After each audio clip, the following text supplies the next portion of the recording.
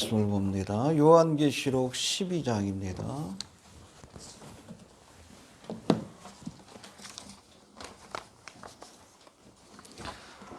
1절부터 17절까지 다시 봅시다. 1절부터 17절까지.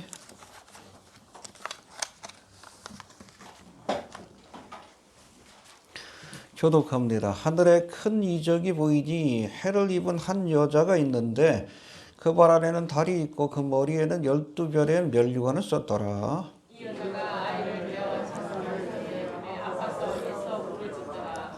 하늘에 또 다른 이적이 보이니 보라 한 큰 붉은 용이 있어 머리가 7이요 뿔이 10이라. 그 여러 머리에 7 면류관이 있는데 그 머리가 하늘별 3분의 1을 끌어다가 땅에 던지더라. 용이 해산하는 여자 앞에서 그가 해산하면 그와의 세상이 없더라더니 여자가 아들을 낳으니 이는 장차 철장으로 만국을 다스릴 남자라. 그 아이를 하나님 앞과 그 보좌 앞으로 올려가더라. 그 여자가 광야로 망하니 거기서 2021일 동안 그를 양육하기 위하여 하나님의 일을 하신 곳이 있더라. 하늘에 전쟁이 있으니 미가엘과 그의 사자들이 용으로 더불어 싸울세. 용과 그의 사자들도 싸우나 이게 제공하여 다시 하늘에서 저희 있을 곳을 얻지 못한지라.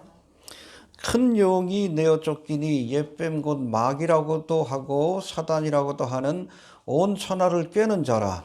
땅으로 내어 쫓기니 그의 사자들도 저와 함께 내어 쫓기니라. 내가 또 들으니 하늘에 큰 음성이 있어 가로되 이제 우리 하나님의 구원과 능력과 나라와 또 그의 그리스도의 권세가 이루었으니 우리 형제들을 참수하던 자 또 우리 하나님 앞에서 만나 참수하던 자가 뛰어났고 또 여러 형제가 어린 양의 피와 자기의 증거하는 말을 인하여 저를 이기었으니 그들은 죽기까지 자기 생명을 아끼지 아니하였도다. 그러므로 하늘과 그 가운데 거하는 자들은 즐거워하라. 그러나 땅과 바다는 화에서 진저 이는 마귀가 자기의 죄가 얼마 못된 줄을 알고 내게 분되어 너희에게 내려왔습니다 하더라. 용이 자기가 땅으로 내어 쫓긴 것을 보고 남자를 낳은 여자를 핍박하는지라. 그 여자가 큰 독수리의 뿔날개를 받아 광야 자기 곳으로 날아가 거기서 그 뱀의 낯을 피하여 한대와 군대와 반대를 양육하더니 여자의 뒤에서 뱀이 그 입으로 물을 강같이 토하여 여자를 물에 떠내려가게 하려 하되 땅은 여자들과 그 입을 벌려 용의 입에서 또한 강물을 삼키니 함께 봉독합니다. 용이 여자에게 분노하여 돌아가서 그 여자의 남은 자손 곧 예수의 증거를 받은 자들로 더불어 싸우려고 바다 모래 위에 섰더라. 아멘. 할렐루야. 예. 헤롯 왕을 통해서 메시아를 죽임으로 이제 메시아 왕국인 그리스도의 나라가 세워지지 못하도록 막아보려고 했던 이 사탄 마귀의 첫 번째 전략이 실패했습니다. 예. 실패하자 이제 붉은 용이 전략을 바꿔서 아들을 낳은 여자 누구죠? 예, 붉은 용은 누구예요? 사탄 마귀. 그리고 여자는 누굽니까? 12별의 면류관을 쓰고 해를 입고 달을 발에 두르고 있는 이스라엘입니다. 예, 창세기 말씀으로 해석을 해야 돼요. 이 상징은 이해가 되십니까? 예. 아무튼 이 여자가 낳은 아들, 이 여자의 후손이에요. 메시아입니다. 창세기 3장 15절. 그러니까 뱀은 이 여자의 후손에 발뒤꿈치를 상하게 할 것이지만 이 여자의 후손은 뱀의 머리를 상하게 할 것이다. 그렇죠? 치명상을 입히게 될 것이다. 이 사탄 마귀가 그걸 알아요. 그 예언의 말씀을 압니다. 자기가 직접 들은 말씀이기 때문에. 이 여자의 후손을 죽이려고 그렇게 시도를 한 거예요. 근데 실패하고 맙니다. 그러니까 이제는 전략을 바꿔서 이 여자의 후손을 낳은 여자, 그렇죠? 이스라엘입니다. 교회 아니에요. 마리아 개인으로 보아서도 안 됩니다. 이 여자를 진멸함으로, 죽임으로 결국 이 여자, 이스라엘이 제사장 나라로서 그렇게 다스리게 될 메시아 왕국, 그 메시아 왕국에 대한 약속들이 구약에 나옵니다. 대표적인 것이 바로 뭐 이사야 63장인가 그렇고 이사야 말씀, 그리고 뭐 다니엘 이런 예언의 말씀 속에서 장차 이스라엘이 제사장 나라로서 만방을 다스리리라. 할렐루야. 그게 바로 그리스도의 나라고 메시아 왕국입니다. 11장 15절에서 말씀하는. 결국에는 여러분 메시아 왕국이 서지 못하게 하려면 이제 두 번째 전략은 뭐예요? 어차피 여자의 우선은 죽이지 못했으니까. 여자의 우선을 낳은 여자 이스라엘을 죽이는 두 번째 전략을 그렇게 사용하기 시작했다는 겁니다. 그것이 바로 7년 대환란 중에 일어날 그런 일들, 특별히 후반부 때 이용이 이 여자를 죽이기 위해서, 여자의 남은 자손을 죽이기 위해서 광분하는 모습을 우리에게 보여주고 있습니다. 다윗이 기름 부음을 받은 뒤에 사울왕이 다윗이 없어지면 자신의 왕조가 영원히 지속될 줄로 생각하고 다윗을 죽이려고 했어요. 마귀도 마찬가지예요. 이 땅에 그리스도의 왕국이 세워지지 못하면 결국엔 이스라엘을 다 잔멸해버리면 결국엔 자기의 왕국, 이게 뭐예요? 뉴월드 오더예요. 뉴월드 오더. 이해가 되십니까? 세계 정부예요. 루시퍼를 섬기는 자들이 지금 뉴월드 오더를 세우기 위해서 광분하고 있잖아요. 미국도 부정선거를 통해서 결국에는 트럼프를 쫓아냈고. 왜요? 트럼프가 하고 있는 정책, 4년 동안 펼친 정책이 여러분 반일루미나티, 반세계화예요. 뉴월드 오더를 반대하는 정책이에요. 쫓아내야지. 뒤집기 힘들 것 같아. 아까 예배 전에 잠깐 얘기했지만. 부정선거는 분명하지만 뒤집는 건 또 다른 일이야. 아마 서로가 버티게 되면 내전으로 빠지게 될 것 같아요. 미국이 내전으로 빠지면 그 틈에 여러분 국가목의 전쟁이 일어날 가능성도 큽니다. 좀 지켜봅시다. 얼마 남지 않은 것 같아. 농담 삼아 트럼프가 라스트 트럼프가 될 수도 있어요. 마지막 나팔에. 진지하게 듣지 마십시오.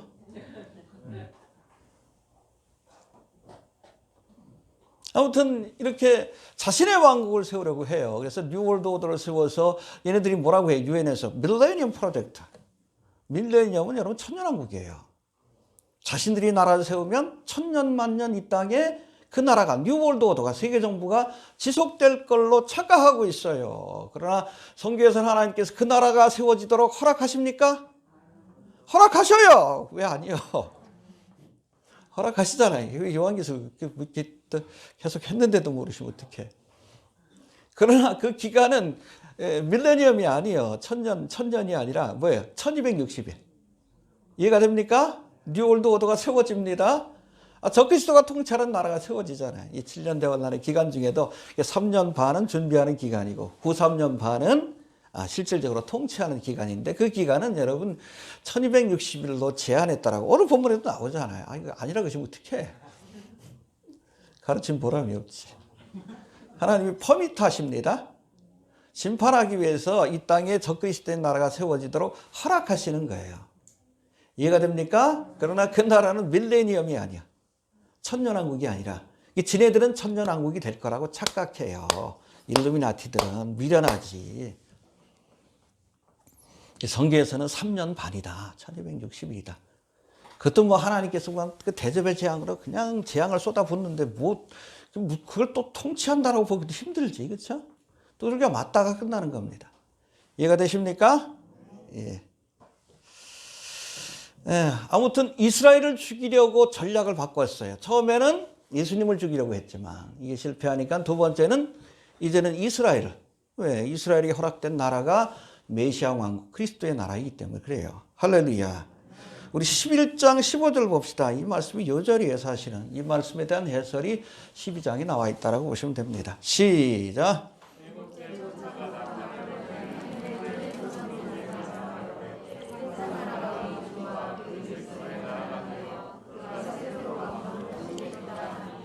예, 그렇죠.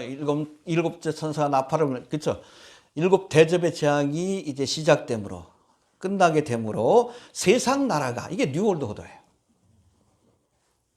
우리 주와 그리스도의 나라가 될 것이다. 할렐루야. 그래서 뜨인돌 대신 예수님께서 이 세상 나라 10개의 발가락으로 상징되는 이 세상 나라를 부시고 그리고 주님이 통치하는 그야말로 천년왕국을 이 땅에 세우게 될 겁니다. 할렐루야. 믿습니까? 그래서 여러분 사탄 마귀가 유대인들을 싫어해. 유대인들을 멸절시켜야 세상 나라가 세워질 수 있다라고. 하나님의 나라가 세워지지 않는다라고 믿고 있기 때문에 그래요. 알겠습니까? 그래서 역사 속에서 아무튼 유대인들을 없애기 위한 여러 가지 전략들을 사용해 왔는데 최근에는 2차 대전 때 누구를 통해서? 히틀러를 통해서 유대인 가운데 몇 분의 몇? 3분의 1. 당시에 유대인 가운데 600만 명을 이렇게 쓸어버린 거예요. 그러나 이것으로 끝난 것이 아닙니다. 이제 7년 대환란의 기간 동안에는 히틀러가 아니라 누굴? 적그리스도를 내세워서 유대인 가운데 3분의 2를 멸절시킬 것이다. 그리고 3분의 1은 여기 보면 여자의 남은 자손이라는 표현이 나와요. 맨 마지막 절에 하나님께서 저들을 3년 반 동안 양육해서 할렐루야 보호하시고 먹이시고 영육간에 훈련해서 저들을 천년왕국의 제사장 나라로서 그렇게 메시아 왕국을 그렇게 세우게 될 것이다 라고 말씀하고 있는 겁니다. 할렐루야. 이렇게 하나님의 타임테이블을 우리가 알아야 합니다. 예. 오늘 본문에 이렇듯 여자의 남은 자손 17절에 나와 있는데 17절 봅시다. 17절 시작.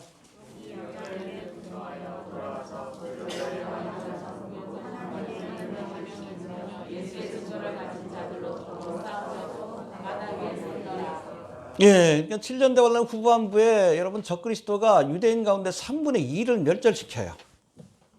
근데 3분의 1은 하나님께서 남겨두십니다. 도피처로 피하게 하셔요. 자세한 것은 뒤에서 살펴봅니다. 그 3분의 1, 스가랴 여러분 13장에도 보면 3분의 2가 멸절될 것이나 3분의 1은 남아서 저들이 메시아 왕국을 건설하게 될 것이다 라고 예언하고 있습니다. 할렐루야. 예. 아무튼 자세한 기록이 오늘 본문에 나와 있는데 이 말씀도 하나씩 살펴보면서 우리 신앙적 교훈 한번 생각해 봅시다. 6절 한번 봅시다. 6절 시작.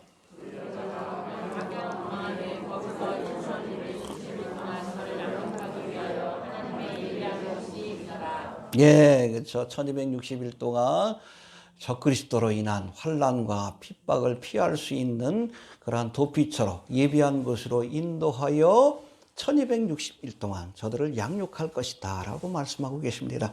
할렐루야. 예. 하나님이 예비한 곳이 어디죠? 명시되어 있지는 않아요. 그러나 성경에 있는 여러 말씀들을 통해 대충 여길 것이다. 우리가 짐작은 할 수 있다는 겁니다.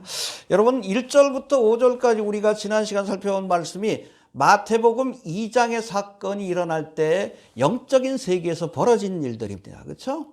헤롯이 예수님을 죽이려고 할 때, 그렇죠? 용이 여자가 낳은 아이를 죽이려고 했죠. 삼키려고 했죠. 실패했죠. 알겠습니까? 그 여러 가지 역사적 사건 속에는 그냥 표면적 사건뿐 아니라 영적인 세계가 개입된 사건이 있다는 것을 우리가 알아야 합니다. 알겠습니까?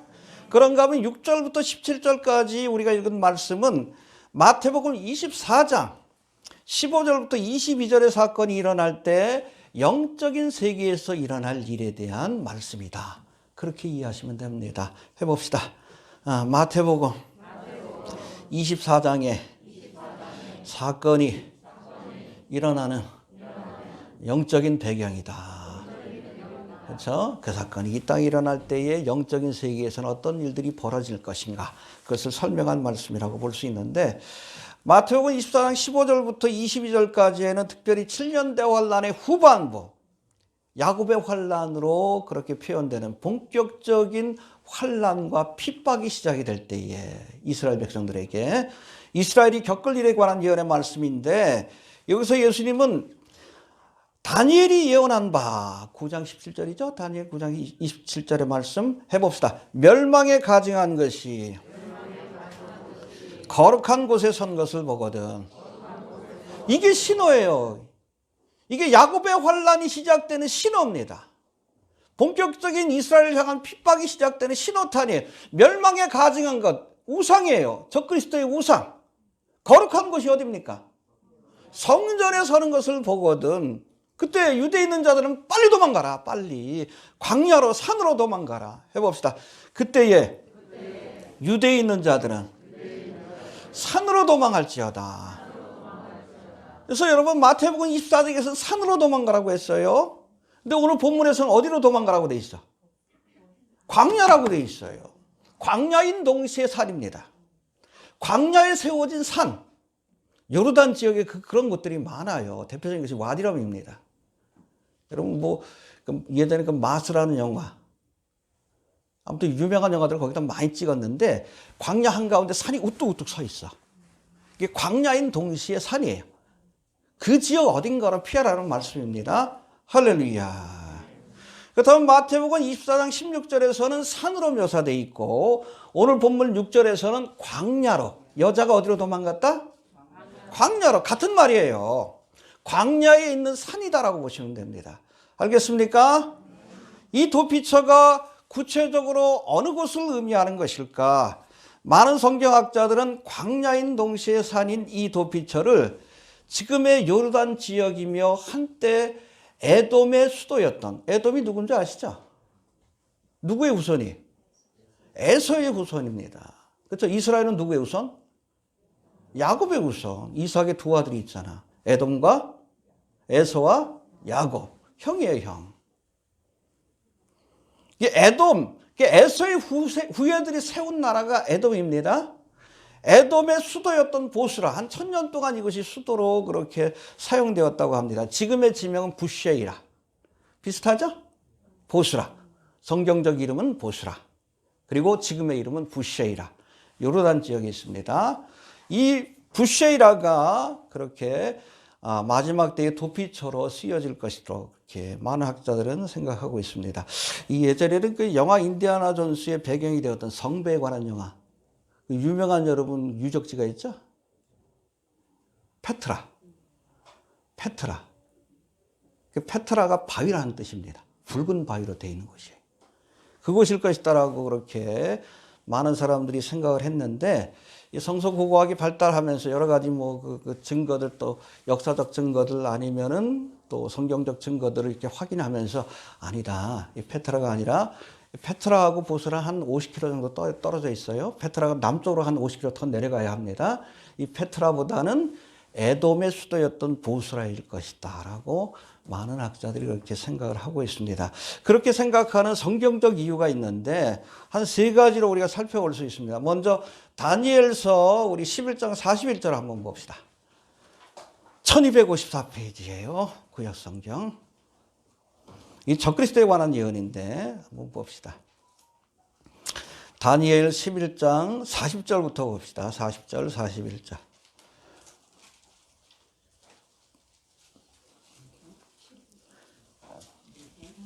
다니엘 11장 40절, 41절. 시작.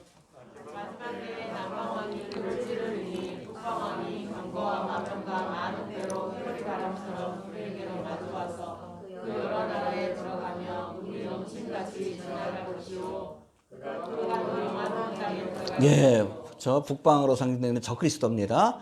적그리스도가 마지막 때의 영화로운 땅. 영화로운 땅이 어디죠? 이스라엘이에요, 이스라엘. 이스라엘로 들어가서, 그렇죠? 그러니까 7년 대환란의 후반부가 시작될 때 적그리스도가 이스라엘로 들어가서 성전에다 우상을 세우고 거기서 이스라엘을 멸절시키기 위한 본격적인 활동을 시작한다는 겁니다. 이해가 됩니까? 해봅시다. 영화로운 땅에 들어갈 것이나 에돔과 읽어보세요. 시작. 에돔과 예, 그렇죠. 이스라엘 땅은 적그리스도의 손에 넘어갈 것이지만 그러나 그 옛날 에돔과 모압과 암몬 자손이 살던 그 땅은 적그리스도의 손에서 벗어날 것이다. 왜? 여기에 도피처가 있기 때문에 그래요. 이것이 지금의 요르단 지역이에요. 요르단 지역. 요르단 땅입니다. 맨 밑에가 에돔 지역, 페트라. 그 다음에 모압 땅, 그리고 암몬 땅. 이게 지금의 요르단이에요. 요르단. 이것이 바로 여러분 환란 날에 도피처가 된다는 거예요. 어딘가, 요르단의 어디인가. 그러니까 적그리스도가 이곳은 침노하지 못하도록 하나님께서 지켜주시는 거예요. 왜? 거기에 이스라엘을 위한 도피처가 있기 때문에 그런 거예요. 이해가 되십니까? 예. 요르단입니다. 지도를 보시면 알아요. 지도를 딱 옛날 지도하고 지금 지도하고 비교해 보면 그것이 바로 요단강 동편이 요르단 땅인 것을 우리가 알 수 있습니다. 알겠습니까? 예. 자, 두 번째. 미가서 2장 12절 한번 봅시다. 두 번째 말씀. 여기 보면은 이제 에돔과 모압과 암몬, 요르단 지역 가운데서 특별히 어느 곳인지에 대한 명시된 말씀이 나오는데 미가서 2장 12절을 봅시다. 1292페이지입니다. 페이지로 찾으셔야 해요. 거의 비슷할 거예요.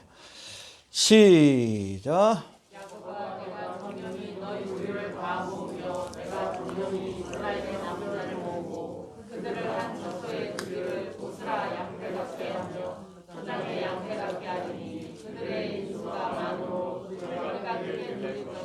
예, 마지막 때 이스라엘의 남은 자 3분의 1이죠. 저들을 모을 것이다. 한 초소에. 어디에? 보스라. 원래 보스라는 그 말뜻 자체가 쉬편이라는 뜻이에요. 양의 우리. 그렇죠? 여러분 보통 뭐 다른 계절에는 방목을 하지만 겨울철에는 추위로부터 지키고 짐승으로 지키기 위해서 양들을 우리에 모아놓잖아요.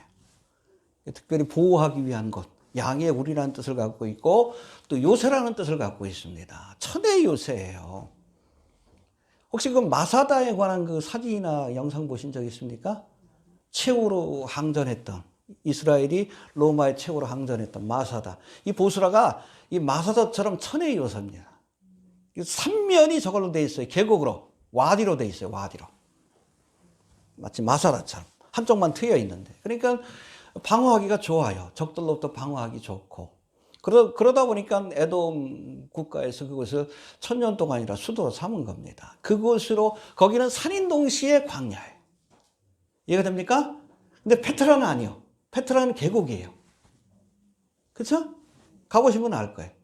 거기 저도 그때 페트라 성지순례를 간 날, 그 전날 거기 비가 와가지고 그 계곡에 물이 차서 관광객들이 난리를 치고 그런 장면이 뉴스에 나온 적이 있어요. 그건 계곡입니다.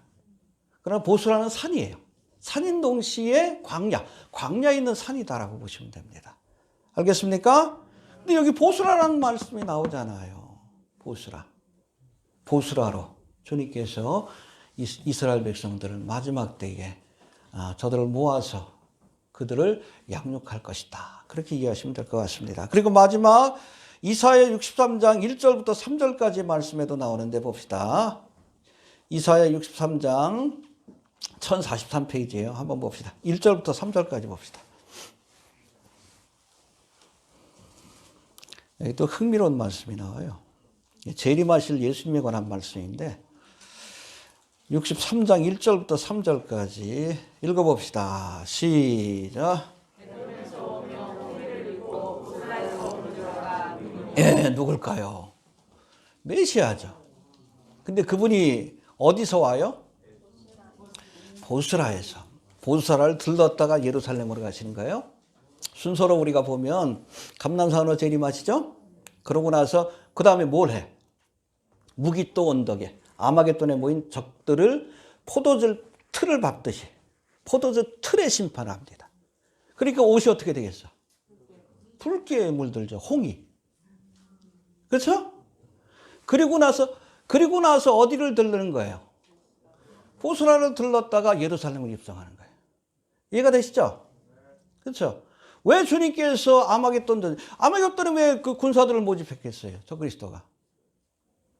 일단은 첫 번째는 예루살렘에 그렇게 재림하실 예수님을 막기 위해서. 두 번째는 보스라에 모여있는 이스라엘 백성들을 진멸하기 위한 거예요.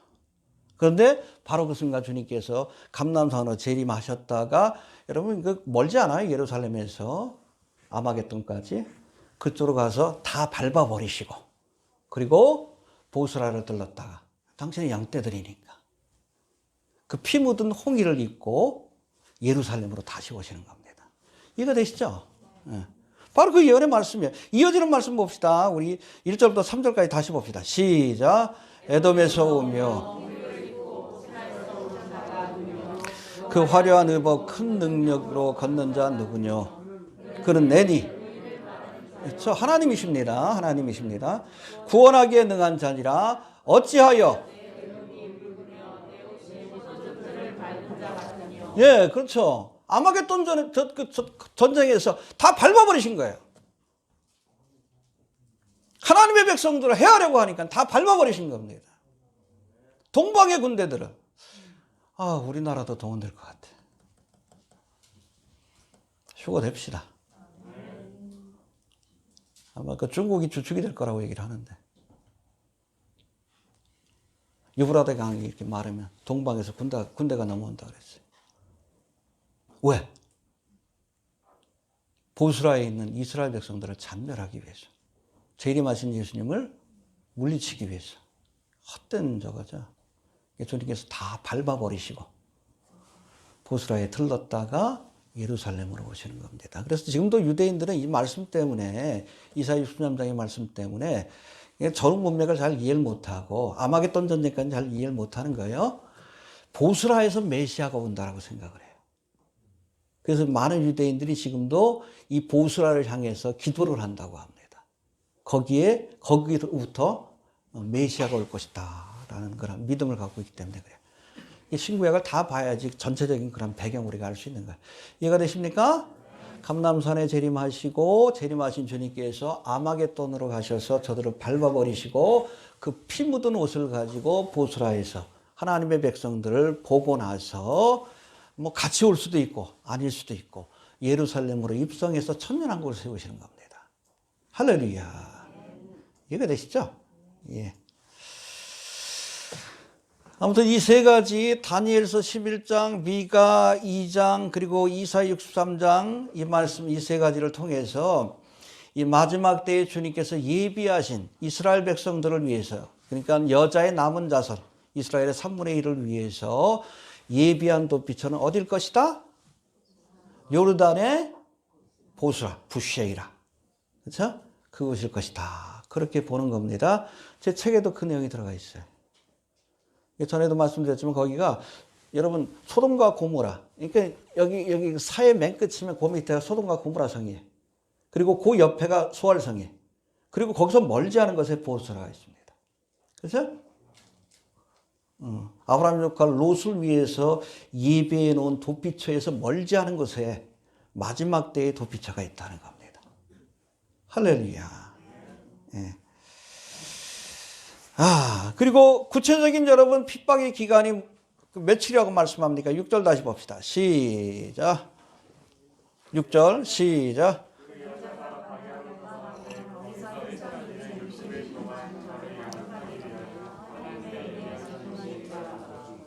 예, 아들을 낳은 여자로 묘사되는 이스라엘이 광야로 하나님이 예비하신 도피처로 피하는 기간을 1260일로 한때와 두때와 반때 정확하게 3년 반의 기간으로 명시하셨습니다. 알겠습니까? 이것이 바로 예레미야 30장 7절에 기록된 야곱의 환난의 때고 그리고 이 기간은 요한계시록 16장부터 기록되어 있는 7대접의 기간과도 정확하게 일치합니다. 이해가 됩니까? 예. 개인적으로는 7년 대환란의 전반부인 7인과 나팔의 재앙 때 이스라엘 땅에는 이 재앙이 패스오버 할 것 같아요. 여러분 7인과 나팔과 대접의 재앙이 사실은 이스라엘의 그 출애굽의 사건 때 애굽 땅에 내려졌던 10가지 재앙이 하나의 예표입니다. 근데 그 재앙이 내릴 때 이스라엘 백성이 살던 고센 땅에는 이 재앙이 내리지 않았더라. 패스오버 했어요. 마지막 장자의 재앙만 패스오버. 그게 6월절이죠. 넘어갔다는 뜻이에요. 고센 땅에는 재앙이 내리지 않았어요. 하나님이 면제시켜 준 겁니다. 그래서 아마도 제가 보기에는 7년대 환란의 전반부 때는 이 재앙이 패스오버 하다가 적그리스도가 본격적으로 이스라엘 백성을 잔멸하려고 할 때 이때는 핍박이 시작이 될 거라고 그렇게 봅니다. 그때는 어떻게 해야 돼? 빨리 하나님이 예비하신 산, 광야, 부쉐이라, 보스라로 피해야 하는 거예요. 이해가 됩니까? 예. 자, 6절에는 야곱의 환난 기간 동안 이스라엘을 특별히 예비한 도피처로 인도하시는 이유가 설명되어 있는데 다시 한번 봅시다. 6절 시작.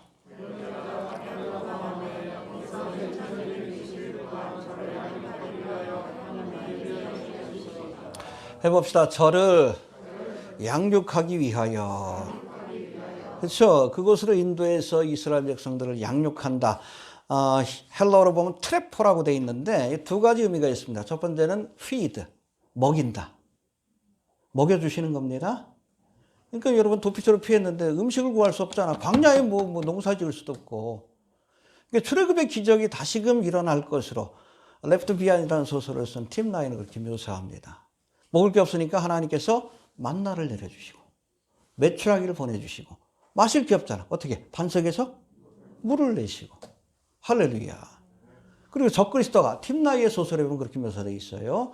적그리스도가 미사일을 거기다 보내는 거예요. 핵미사일 같은 걸 쏘는 거예요. 그때 구름 기둥, 불 기둥으로 막아주는 것으로 묘사되어 있습니다. 아무튼 출애굽의 기적이 나타날 거라고 보는 거예요. 할렐루야. 해봅시다. 먹이신다.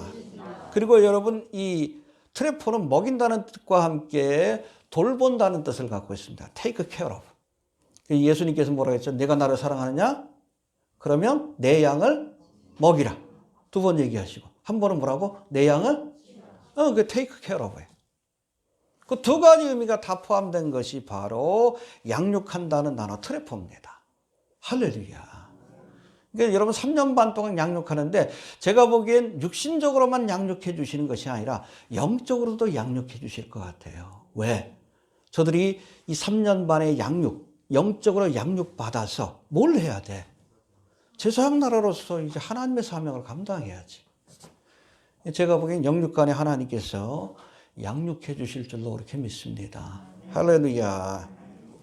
팀나이의 소설에 보면 이렇게 예비된 도피처럼 피한 사람들 가운데 유대인만 있었던 것이 아니라 이방인도 있었던 것으로 묘사됩니다. 그래서 미국 사람인 그 레프트 비하인드 소설의 주인공도 거기에 피하는 것으로 묘사되어 있어요. 근데 그렇게 생각하는 근거가 뭔가 하면 사실 이스라엘 백성들이 출애굽을 했을 때 그때 이스라엘 백성만 나온 게 아니에요. 출애굽기 12장 38절에 보니까 그때 중다한 잡족들이 같이 나왔다. 많은 잡족들, 이방인들이 같이 나온 거예요. 이해가 됩니까? 이게 혹시 남겨지게 되면 7년 대환 초반기 때는 이스라엘에서 있으면 좀 그 재앙이 패스오버 할 거예요. 그리고 이제 본격적인 환란이 시작되면 어디로 가야 돼? 이스라엘 백성들과 함께 잡족으로서. 그것도 믿음이요. 갈 수 있는 것도 믿음입니다. 하나님께서 주님이 재림하실 때까지 남겨두시고 그분들은 여러분 육신의 몸을 가지고 천년왕국에 참여하게 됩니다. 그렇게 될 거예요. 그렇게 남겨지는 분들이 계시면 좀 그러셔요. 잡족이라도 되라고 피해야 합니다. 어찌됐든. 네. 알겠습니까? 예. 자, 그리고 두 번째, 이제 7절부터 12절까지는 하늘에서 벌어지는 영적 전쟁에 관한 말씀이 나오는데, 하늘에서 벌어진 영적 전쟁이 두 번이 있었어요. 4절에도 나오고 7절부터 12절까지 나오는데, 4절에 나오는 영적 전쟁은 천지창조 이전에 벌어졌던 영적 전쟁에 관한 겁니다. 왜 루시퍼가 타락해서 루시퍼와 그걸 추종하던 사람들이 타락해서 타락천사가 됐는가? 그 과정을 보여주는 겁니다. 그런데 7절부터 12절까지의 말씀은 그건 아니에요. 그때 여러분 그 타락하는 과정을 보여준 것이 아니라 사탄 마귀가 비록 하나님 앞에 타락해서 심판을 받고 쫓겨났지만 완전히 천상에서 쫓겨난 게 아니에요. 지금도 수시로 하나님을 아련하기 위해서 찾아갑니다. 어디에 나와요? 욥기에 나오지. 뭐 하려고? 참소하려고. 8절에도 보면 지금도 여러분 타락천사의 신분이지만 하늘에 저들의 머물 곳이 있다고 했어요. 사탄 마귀뿐 아니라 그 추종하는 사탄 마귀에 추종하는 타락천사들도. 8절 한번 봅시다. 8절. 시작. 예, 그렇죠. 이기지 못하여 다시 용과 그의 사자들이, 그렇죠? 사탄 마귀와 타락 천사들이 이기지 못하여 다시 하늘에서 저희에 있을 곳을 얻지 못한지라. 지금은 있을 곳이 있다는 얘기예요. 이해가 됩니까? 예. 수시로 하나님을 찾아뵙기도 하고 대화를 나누기도 하고 주로 하는 일이 뭐예요? 참소하는 거지. 저 박 목사가 오늘 뭐 했어요? 그러고 우리 전사님이 오늘 뭐 했다고. 성경 안 보고 뭐 게임하고 뭐 아무튼 그런 거 하는 거예요. 이 마귀가 참소합니다. 그때 예수님은 내가 보혈의 피로 씻어주었다. 할렐루야. 아마 지금도 그 사탄 마귀가 그 박 목사 참소하고 있을 거예요. 그냥 뭐, 제 어제 뭐도 하고. 아무개 집사 뭐도 하고. 그때마다 예수님이 변론해 주시는 겁니다. 알겠습니까? 지금도 천상을 하늘에 머물 곳이 있고 하나님의 보좌에도 왔다 갔다 할 수 있는 권한이 있는데 그 권한이 7년 대환란의 중반부 때 완전히 사라지게 되는 거예요. 쫓겨나는 겁니다. 거기서부터도 쫓겨나. 땅으로 쫓겨나요. 이게 독이 오르지. 이게 본격적으로 여러분 이스라엘 백성을 죽이려고 하는 거예요. 이해가 됩니까? 예. 자, 구체적으로 한번 봅시다. 7절, 8절을 봅시다. 시작.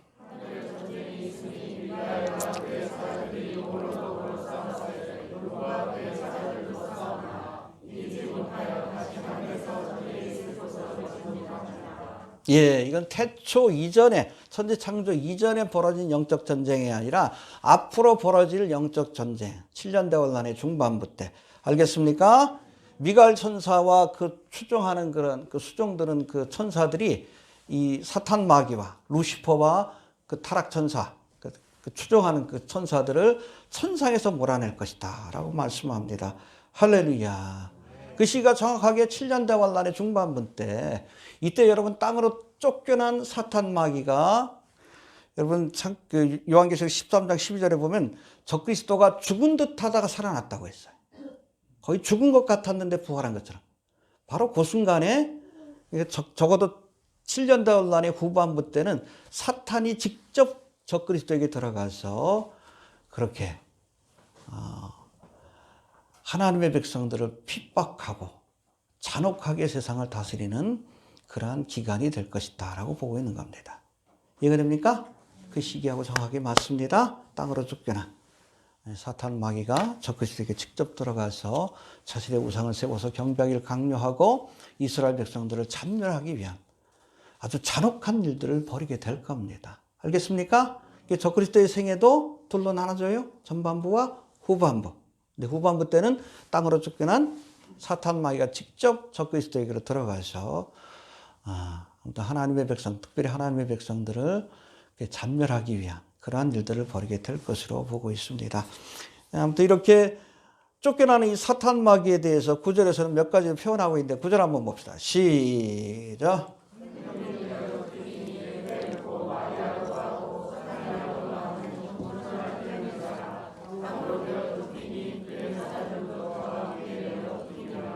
예, 여기 몇 가지로 설명하는데 해봅시다. 큰 용, 옛뱀, 마귀, 사탄, 온 천하를 꾀는 자. 예, 큰 용. 3절에서는 크고 붉은 용이라고 되어 있죠. 사납고 잔인한 사탄 마귀의 특성을 설명한 말씀입니다. 이 잔혹한 존재예요. 알겠습니까? 그리고 옛뱀 그러니까 뭐가 생각나? 창세기 사건이 생각나죠? 그렇죠? 아담과 하와를 미혹했던 옛뱀. 그래서 여러분 사탄의 미혹으로부터 벗어나려면 우리 그리스도인들도 뱀처럼 지혜로워야 돼. 우리를 미혹하는 자가 뱀이기 때문에 그래요. 얼마나 교활한지 몰라요. 이 뱀의 언어를 가진 사람이 있어. 이번에 보니까 이재철 목사가 하는 얘기 보니까 뱀의 언어 같아. 하와를 미혹하는 뱀 같아. 이게 온라인 예배가 제2의 종교개혁이래요. 이게 모든 교회가 그렇게 해야 된다는 거예요. 그러니까 교회를 다 없애버리자는 얘기예요. 교회는 사실은 건물이 아닙니다. 에클레시아, 교회, 교인들의 모임 자체가 교회예요. 개개인이 아니라 모임 자체가 교회입니다. 건물은 뭐 빌려서 쓸 수도 있고, 그렇죠? 운동장에 모여도 돼. 그러나 그 모임 자체는 너무나 중요한 거예요. 너희가 모이기에, 그렇죠? 마지막 때가 될수록. 천상에서 예배 드릴 때 여러분 천사들이 뭐 핸드폰 보고선 예배 드립니까? 함께 모여서 예배 드리죠. 24장로하고 같이. 그게 예배예요. 지금 뭐 코로나 때문에 어쩔 수 없이 우리가 온라인 예배도 같이 진행하지만 그건 어쩔 수 없는 상황에서 하는 것이고, 이해가 됩니까? 모이는 게 교회고 예배의 정신은 모이는 겁니다. 근데 온라인 예배가 앞으로 새로운 시대에 여러분 예배가 될 것이고 교회가 될 것이래. 뉴에이지 처치. 새로운 세계 질서. 엉뚱한 소리 하잖아. 일루미나티 간첩 같죠? 그렇죠? 하는 소리 보니까. 뱀 같아요. 뭐 그냥 성경 구절까지 이렇게 인용해가지고 하는데 사탄 마귀도 성경 구절 잘 이용하지. 교회를 허무는 일이에요. 교회를 허무는 일을 하고 있어요. 마귀의 미혹 같다는 느낌이 들 때가 있어요. 뱀입니다. 이게 뱀. 그 다음에 세 번째 마귀 해봅시다. 마귀. 그 단어 자체가 참소자라는 뜻입니다. 슬렌더러. 지금도 하나님 보좌 그 옆에서 계속 참소하는 거예요. 얘는 어떻고 쟤는 어떻고 쟤는 어떻고 아무개 집사 예배 시간에 졸았고 뭐 이게 아무튼 참소합니다.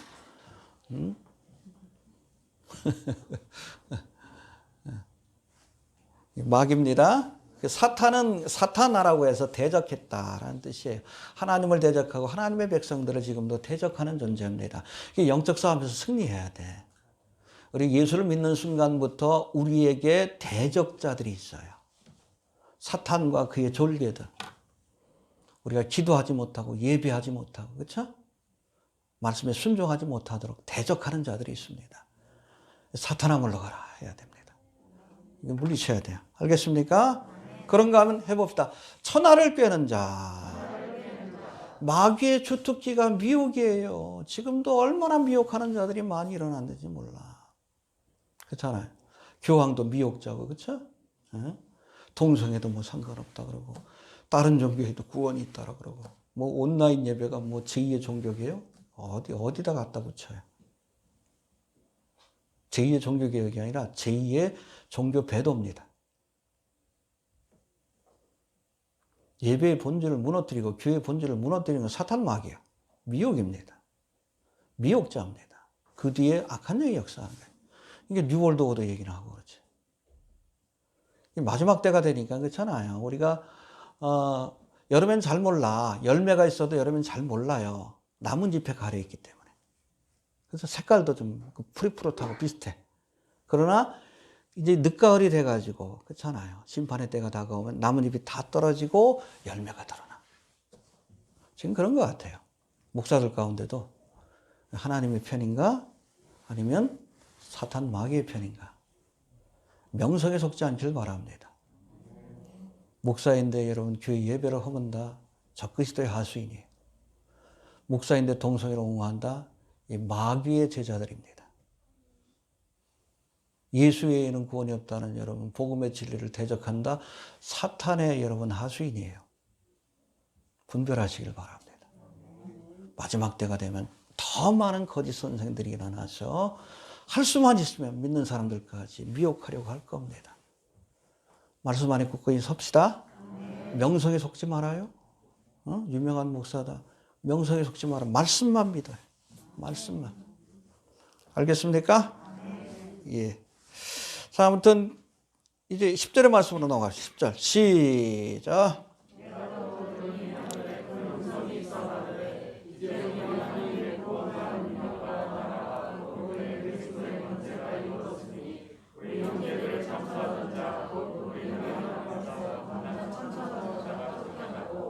그렇죠. 하나님을 대적하다 쫓겨나긴 했지만 타락천사가 됐지만 아직도 천상에서 한 자리를 차지하면서 참소하는 일을 했던 이 사탄 마귀와 그 쫄개들이 쫓겨났어. 할렐루야. 하늘에 온전히 그리스도의 권세가 하나님의 나라가 온전히 이루어진 거예요. 기뻐하라. 할렐루야. 참소하던 자가 쫓겨났습니다. 근데 문제는 뭐예요? 이 땅에 있는 사람들에게는 화가 있으리로다. 왜 그렇습니까? 우리 10절 한번 다시 봅시다. 11절 봅시다. 시작.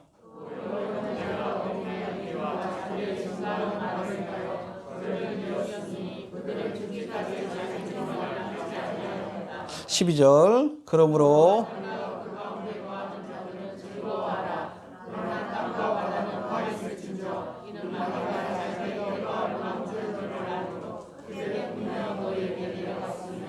예, 하늘에 있는 자는 기뻐합니다. 왜? 참소하던 자가 쫓겨났으니까.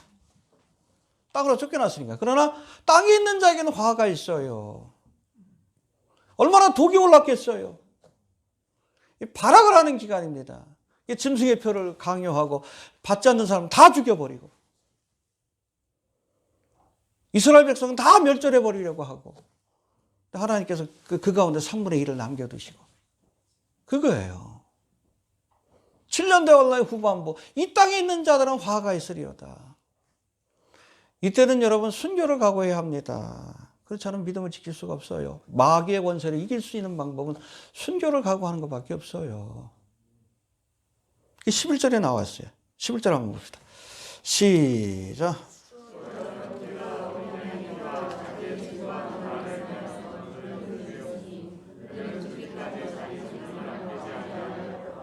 예, 그렇죠. 사탄 마귀가 이제 이 땅에 쫓겨나서 아주 마지막 발악을 하는 거지. 하나님의 백성들을 찬멸하려고 할 때에 그때 여러분 이 마귀의 괴계, 영적 싸움에서 승리하는 세 가지 비결을 말씀합니다. 해봅시다. 어린 양의 피와 여러분 예수 그리스도의 볼의 권세만이 죄와 사망의 권세를 이길 수 있습니다. 할렐루야. 예. 아무리 사탄 마귀가 참소해도 내가 어린 양 예수 그리스도의 보혈의 피로 씻음 받았다. 끝이요.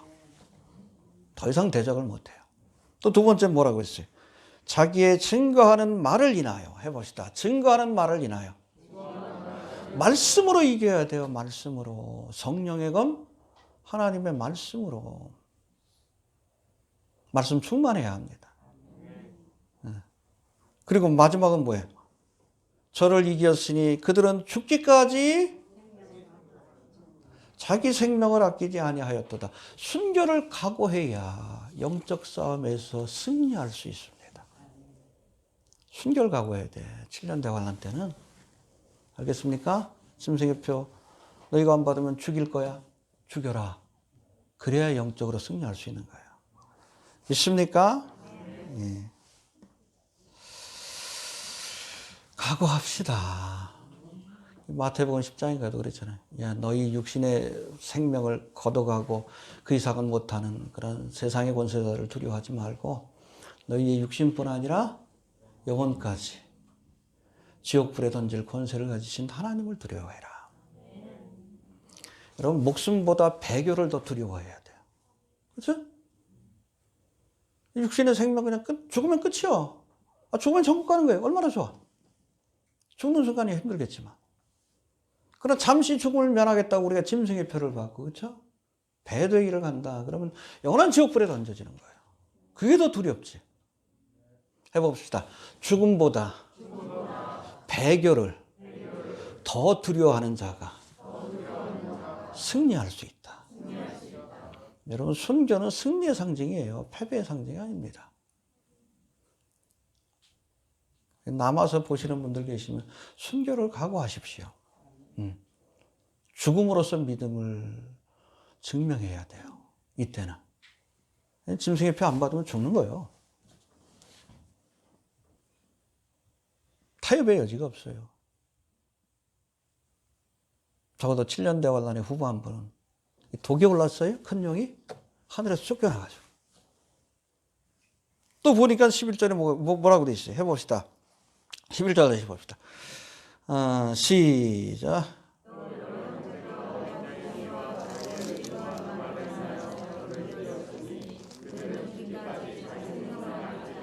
예, 12절 봅시다. 12절 시작.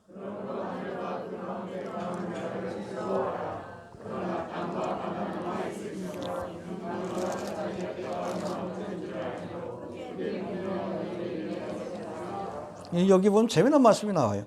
마귀가 자기 때가 얼마 못된 줄 알므로, 그렇죠? 자기에게 주어진 시간이 1260일밖에 안 된다는 거 알아요. 어떻게 알을까요? 성경을 보는 거예요. 사탄 마귀는 성경에 무지한 자가 아니에요. 능통한 자입니다. 심지어 예수님을 미혹할 때도 성경을 인용했어. 그렇죠? 처음에 미혹할 때, 야, 이 돌로 떡을 만들어 먹어라 그랬더니 예수님 말씀을 인용해서 사람이 떡으로만 살 것이 아니라 신명기의 말씀을 인용해서 물리칩니다. 그래? 다음은 어떻게 미혹합니까? 예수님을 성전 꼭대기에 세우고 나서 이번에는 사탄 마귀가 성경을 인용해요. 뭐라고 인용합니까? 그러니까 시편 91편 11절의 말씀 인용해서 하나님이 너를 위하여 그 사자들을 명하사 너를 지키게 하시리라. 시편에 나오는 말씀이거든요. 그러니 뛰어내려 봐라. 성경을 인용해. 성경에 능통한 자예요. 이런 사탄 마귀와의 영적 싸움에서 승리하려면 우리도 말씀 충만해야 합니다. 어줍지 않게 성경 알면 이단들한테 다 넘어가. 요한계시록도 모르니까 여러분 신천지 같은 시덥지 않은 이단들한테 넘어가는 거 아니야. 여호와 증인이니 안식교이니. 사탄 마귀는 성경에 능통한 자입니다. 지가 알고 싶은 것만 알지만. 이 마귀의 미혹을 물리치려면 우리도 하나님의 말씀에 충만해야 돼요. 이건 선택이 아니고 필수예요. 해봅시다. 마귀도 안다. 여러분 사탄 마귀도 종말에 관한 예언의 말씀 알아. 그러니까 휴거의 사건이 일어날 줄 알아. 준비하고 있잖아. 영화에서 어벤져스 봐봐. 탁 하니까 사람들이 사라지잖아. 휴거 사건을 묘사한 듯한 장면. 외계인이 데려갔다. 이 마인드 컨트롤 시키는 거예요. 언론을 통해서, 문화를 통해서. 이 상황에서 여러분 휴거돼봐. 사람들이 다 뭐라 그러겠어? 어벤져스네? 그러지. 외계인이 데려갔네? 그러지. 깨어있는 사람은 조금 깨닫겠지. 주변 옆에서 혹시 내가 사라지거든. 휴거된 줄로 아세요. 그 들었던 사람, 지금 안 믿어도. 그런 사람들이나 조금 알겠지. 대부분의 사람들은 언론이 하는 이야기들을 다 그대로 믿을 거예요. 이번에 보니까 MBN인가 김주아 앵커. 그거 봤더니 똑같아. 모습도 똑같고 목소리도 똑같아. 적어도 여러분 우리가 화면 속에서 보는 대상이 이제 진짠가 가짠가를 구분할 수 없는 시대가 왔어요. 그 뉴스 만들어가지고 보여주는 사람들이 그럴 거 아니에요. 그 외계인이 다 사람들 납치해가는 모습 보여주면 사람들을 외계인이 납치해갔구나. 우리 하나로 뭉치자. 뉴월드 오더. 그렇게 되는 거예요. 마귀도 여러분 휴거의 사건을 준비합니다. 근데 교회는 몰라. 얼마나 답답해. 휴거 얘기만 하면 그냥 담이 아니냐 그러고. 성경에 나와 있잖아요. 데살로니가서 4장. 여러분 부활장이냐 고린도서 15장. 마지막 나팔에 데려가실 것이다라고 약속하셨잖아요. 왜 성경에 나와 있는 말씀을 안 믿어? 왜 휴거 얘기만 하면 이단시 하려고 그래요? 마귀의 전략 아니에요? 성경에 없는 이야기 하냐고. 성경에 다 나와 있잖아. 왜 안 가르쳐? 사탄 마귀도 알고 있는데. 일루미나티 카드에 나오잖아. 사탄 마귀도 휴거가 일어날 거 알아요. 왜? 성경에 나와 있으니까. 근데 정작 휴거돼야 될 교회는 몰라.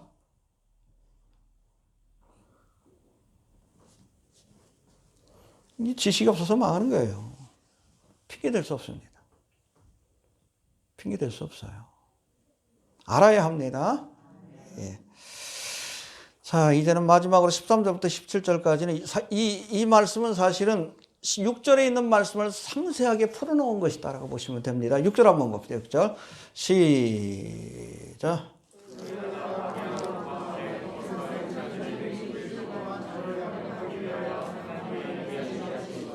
예, 그렇죠. 이제 하늘에서 쫓겨난 사탄 마귀가 이제 여자의 우선을 낳은 여자 이스라엘을 참멸하기 위해서 아무튼 도피처로 도망가는 이 여자를 쫓아가는 그 장면이 이렇게 쭉 나와 있는데 거기에 대한 상세한 설명이 바로 13절부터 17절까지인데 한번 봅시다. 13절 봅시다. 시작.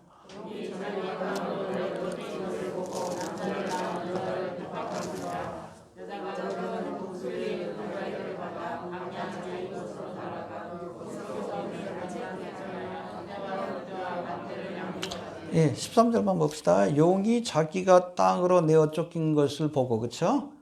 7년 동안의 중반부에 있을 일이에요. 땅으로 쫓겨난 겁니다. 땅으로 쫓겨났다가 그 다음엔 어떻게 돼? 예수님 오시면 무적에. 그리고 백보자 심판 끝나고 나면 불못으로. 그러니까 계속 타락하는 길밖에 없어요. 떨어지는 길밖에 없어요. 사탄 마귀는. 높아지고자 했기 때문에 낮아지는 겁니다. 지옥까지 낮추시는 거예요. 낮추면 예수님처럼 십자가에 죽기까지 낮추면 하나님 높이십니다. 이 영적인 원리예요. 여러분 하나님 앞에서 낮추시길 바랍니다. 높아져요. 예수님처럼. 하나님 높여주십니다. 그러나 사탄 마귀처럼 스스로 높아지려고 하는 자 낮아져요. 하늘에서 땅으로, 땅에서 무적행으로, 무적행에서 불못으로. 알겠습니까? 예. 여기 보면 여자를 핍박하는지라 라고 말씀하는데 해봅시다. 핍박하는지라. 헬라어로 이 단어가 에디옥센이라고 되어 있는데 그 원래의 의미는 추격한다는 뜻입니다. 그렇죠? 여자가 이제 하나님 예비하신 광야, 산으로, 도피처로 도망을 가죠. 그때 누가 추격을 해요? 용이 추격을 하는 거예요. 추노 드라마 같잖아. 어? 누에를 잡으러 가듯이. 끝까지 잡아오려고. 그래서 여러분 마태복음 24장에 보면 이때 여러분 혹시 멸망에 가증한 것이 거룩한 것에 선 것을 보거든 빨리 도망가라, 빨리 도망가라, 뒤도 돌아보지 말고 도망가라 그랬어요. 아마 그때 계엄령이 떨어질 거예요. 이스라엘 전역에. 뒤도 돌아보지 말라고 했어요. 그러니까 여러분 24장 17절에 보면 지붕에 있는 자는 물건을 가지러 내려가지도 말고 지붕에 그냥 도망가라. 밭에서 이렇게 밭을 갈고 있는 사람은 옷을 가지러 집에 가지 말고 작업복 입은 채로 도망가라. 왜? 얘가 추격해 오는 거예요. 그날이 여러분 겨울이 되지 않도록 기도해라. 왜? 겨울은 우기니까 길이 안 좋아. 길이 막힐 수가 있어요. 비가 오면. 그 아이벤 여자에게는 화가 있을 것이다. 왜? 도망가기 힘드니까. 빨리 도망가라는 거예요. 빨리. 급하게 추격해 옵니다. 추노예요. 추노꾼이. 또 14절 봅시다. 14절 시작.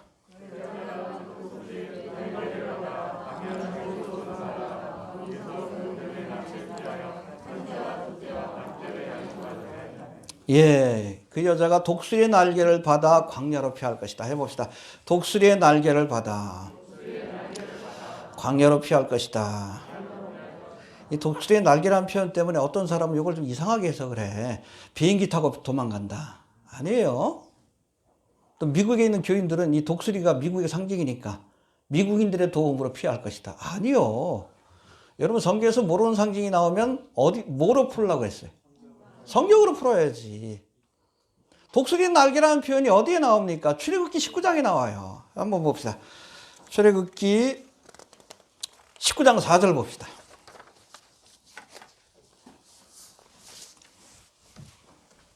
엉뚱하게 해석하면 안 됩니다. 출애굽기 19장 4절의 말씀을 가지고 해석을 해야 돼. 시작.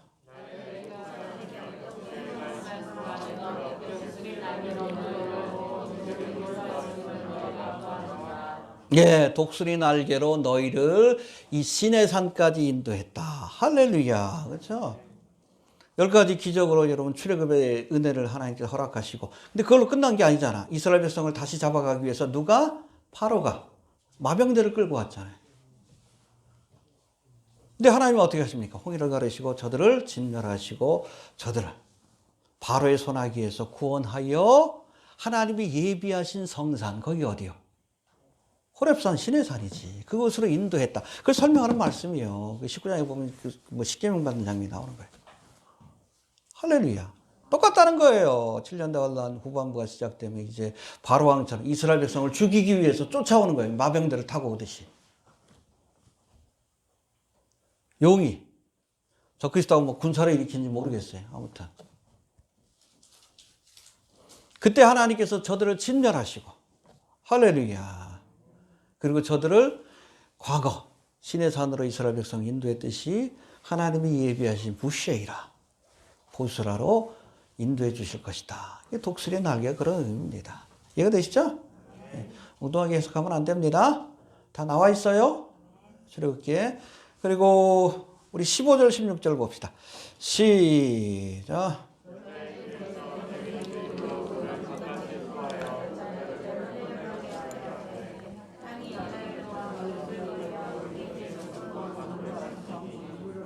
예, 여자를 해하려고 아마 뭐 도피 중이던 아니면 도피해 있는 그런 상황이든 모르겠지만 이때 이 여자를 해하기 위해서 용이 물을 강같이 토하니 킹제임스 버전에는 플러드라고 되어 있어요. 홍수를 일으킨다는 거예요.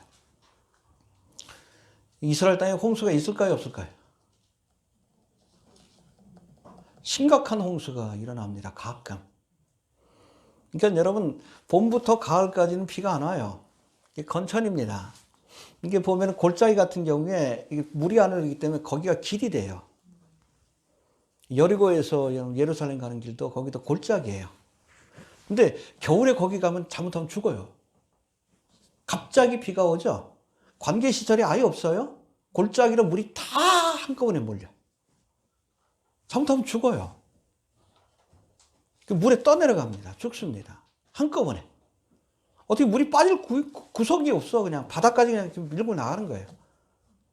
어쨌든 이스라엘 백성이 뭐 도피를 할 때든지 아니면 보스라에 있던 때든지 이 용이 홍수를 일으켜서 저들을 죽이려고 할 때에 주님께서 땅을 열어서, 그렇죠?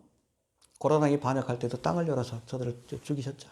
땅을 열어서 그 물을 받게 하심으로 그들의 재앙으로부터 지켜주실 것이다라고 이렇게 말씀합니다. 할렐루야. 하여튼 1260일 동안 하나님께서 기적적으로 지켜주십니다. 미사일을 쏘든 어찌됐든 홍수를 하든 주님께서 지켜주십니다. 그리고 마지막으로 17절 한번 봅시다. 시작.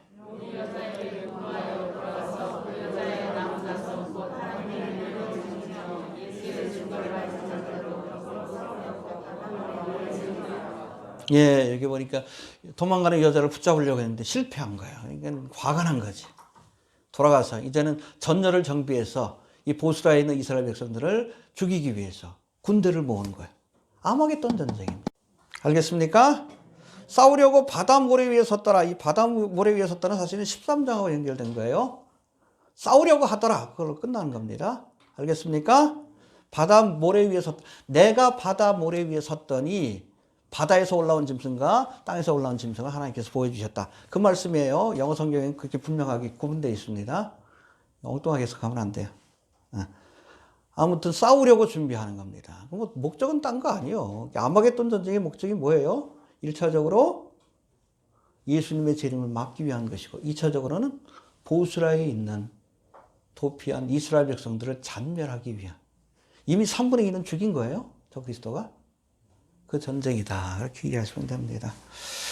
정리합니다. 7년 대환란의 중반부에 하늘에서 쫓겨난 용이 이스라엘의 남은 자들을 추격하여 잔멸하려고 하지만 하나님은 저들을 예비하신 도피처로 인도하여 1260일 동안 양육하시고 예수님이 재림하실 때에 저들을 통해 성경에서 약속하고 있는 그리스도의 나라 할렐루야 메시아 왕국을 세우시게 될 겁니다. 네. 마귀가 아무리 여러 가지 괴계를 가지고서 하나님의 계획을 하나님의 섭리를 하나님의 예언을 그렇게 막아보려고 하지만 결국에는 주님의 뜻이 이루어질 겁니다. 알겠습니까?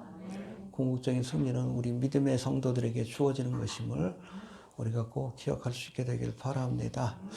그런 의미에서 제가 러시아어로 요한계시록 강의를 지금 번역을 해서 이스라엘 땅으로 보내주는데 하여튼 저 책이 7년 대환란을 겪을 이스라엘 백성들에게 하나의 가이드라인이 될 수 있도록 기도 많이 해주시길 바랍니다. 알겠습니까? 예, 우리 주신 말씀 붙들어 잠깐 한번 기도합니다. 주의 오심이 임박합니다. 하나님 뜻이 하늘에서 이룬 것